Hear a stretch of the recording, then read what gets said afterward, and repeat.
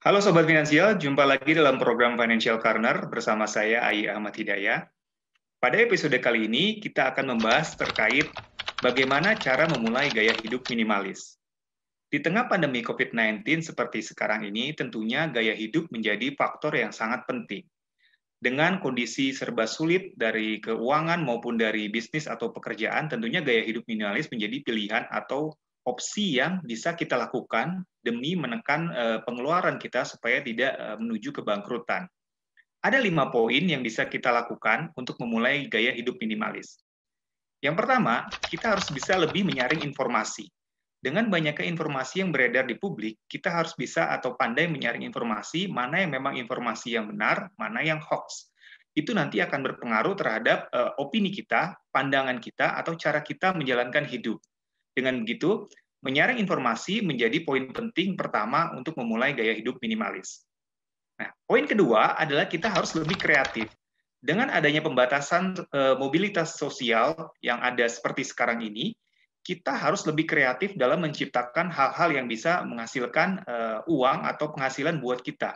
Misalkan, kita bisa berjualan dari rumah, kita bisa misalkan bekerja atau misalkan berkreasi terkait kemampuan yang apa kita miliki dari rumah, misalkan kita bisa bikin makanan lalu dijual sendiri, atau kita bisa bikin kopi sekarang, misalkan dijual juga secara online, ataupun kita bisa menawarkan jasa-jasa yang memang bisa kita lakukan secara online dari rumah.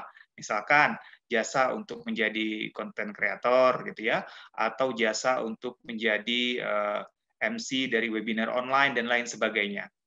Nah, poin yang ketiga adalah kita harus lebih berhemat. Nah, poin ketiga ini juga sangat penting.